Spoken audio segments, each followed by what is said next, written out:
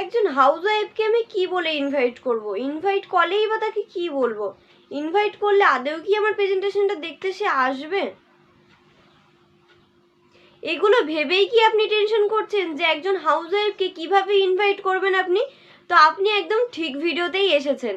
So hello everyone, myself Bidisha Roy. I am a digital entrepreneur and a proud network marketer. আর এখনো যারা আমার চ্যানেলটাকে সাবস্ক্রাইব করেননি, তো চ্যানেলটাকে সাবস্ক্রাইব করে বেল আইকনটাকে প্রেস করতে বলবো, যাতে করে এরকম দারুণ দারুণ ইনফরমেশন ভিডিও আপনার থেকে মিস না হয়ে যায়।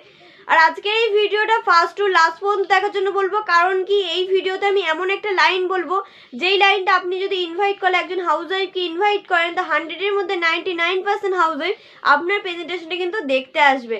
তো চলুন ভিডিওটা স্টার্ট করা যাক। তো আপনার কাছে যদি ডায়েরি পেন থাকে, তো ডায়েরি পেনটা নিয়ে বসার জন্য বলবো, কারণ এই ভিডিওতে আমি কিছু কিছু পয়েন্ট নিয়ে আলোচনা করব। কারণ হচ্ছে একজন হাউস ওয়াইফকে ইনভাইট করার আগে একজন হাউস ওয়াইফের সম্পর্কে কিছু কিছু জিনিস আমাদেরকে জেনে নিতে হবে।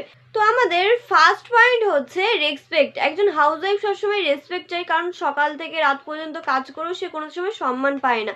তার জন্য সে এখান থেকে কিন্তু রেসপেক্টের জায়গা কিন্তু সে পাবে। এটা একটা খুব ভালো পয়েন্ট। আর সেকেন্ড পয়েন্ট হচ্ছে ইমপ্রুভ ইয়োর ফাইন্যান্সিয়াল স্ট্যাটাস। সে সবসময় চায় নিজের হাজব্যান্ডের পাশে দাঁড়াতে, যে একটু নিজে ইনকাম করে নিজের হাজব্যান্ডের পাশে দাঁড়াতে চায় এবং নিজে একটা ইনকাম করতে চায়, যে নিজের কাছে সবসময় টাকা থাকবে। আমাদের 3 নম্বর পয়েন্ট হচ্ছে টাইম ফ্লেক্সিবিলিটি। সে নিজের মতো করে সে এখানে টাইম দিতে পারবে, নিজের সংসারকে সামলে, নিজের সন্তানকে সামলে সে কিন্তু এখানে টাইম দিতে পারবে। এখানে টাইম ফ্রিডম সে পাবে। এটা একটা ভালো পয়েন্ট, আমরা এটা হাউস ওয়াইফকে বোঝাতে পারি। আমাদের 4 নম্বর পয়েন্ট হচ্ছে সেলফ আইডেন্টিটি। সে একজন হাউস ওয়াইফ সবসময় চাই নিজের একটা আইডেন্টি হবে, নিজের একটা পরিচয় হবে। কারণ কি, সে যখন একটা মেয়ে ছিল, সে তখন বাবার পরিচয়ে বেঁচেছিল, বাবার পরিচয় তাকে চিনতো। সে তার যখন বিয়ে হলো, সে তার হাজবেন্ডের পরিচয়ে বাঁচতো।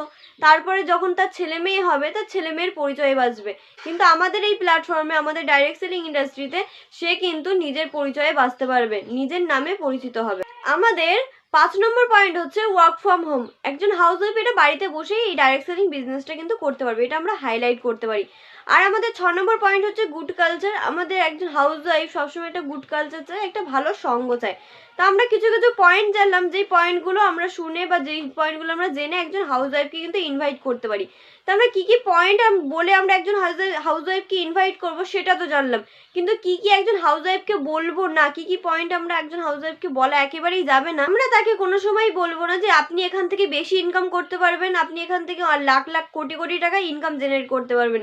হ্যাঁ, একটা সময় গিয়ে সে এখান থেকে অনেক বেশি ইনকাম করতে পারবেন, কিন্তু আমরা প্রথমেই ইনভাইট করলে তাকে এত ইনকাম বা এত বেশি ইনকামের কথা কিন্তু একেবারেই বলবো না। কারণ একজন হাউস ওয়াইফ প্রথমে এত ইনকাম চায় না, সে মিনিমাম একটা ইনকাম হলেই সে খুশি হয়ে যাবে। তো আমরা মিনিমাম একটা ইনকাম বলবো তাকে, কোনো সময় বেশি ইনকাম দেখাবো না। যে এখান থেকে আপনি বড় বাড়ি করতে পারবেন, এখান থেকে আপনি বড় গাড়ি কিনতে পারবেন, এখানে আপনি অনেক কিছু করতে পারবেন, আমরা এত বড় বড় জিনিসগুলো তাকে কোনো সময়ই বলবো না। এইসব জিনিস, এইসব পয়েন্ট, ছোট ছোট পয়েন্টগুলো আমরা কোনো সময় একটা হাউস ওয়াইফকে কিন্তু ইনভাইটে বা প্রেজেন্টেশনে আমরা কিন্তু কোনো সময় হাইলাইট করব না। তো আমি এই ভিডিওর লাস্টে বলেছিলাম আমি এমন একটা লাইন শেয়ার করবো, যেই লাইনটা শুনে একজন হাউস ওয়াইফ প্রেজেন্টেশনটা দেখতে আসবে। তা আমি যে লাইনটা বলবো সেই লাইনটাও আপনি বলতে পারেন, নয়তো নিজের মতো করে আপনি সাজিয়ে বলতে পারেন।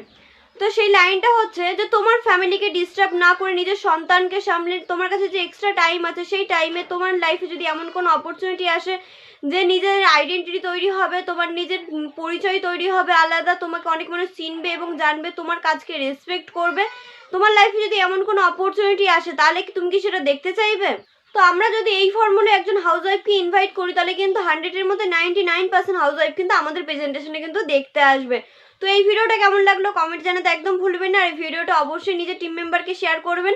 আর আমার চ্যানেলটাকে সাবস্ক্রাইব করে নেওয়ার জন্য বলবো, কারণ নেক্সটে দারুণ দারুণ ইনফরমেশন ভিডিও এই চ্যানেলটা আসতে চলেছে। তো আজকে এই ভিডিওটা এই পর্যন্তই। তো দেখা হচ্ছে নেক্সট ভিডিওতে।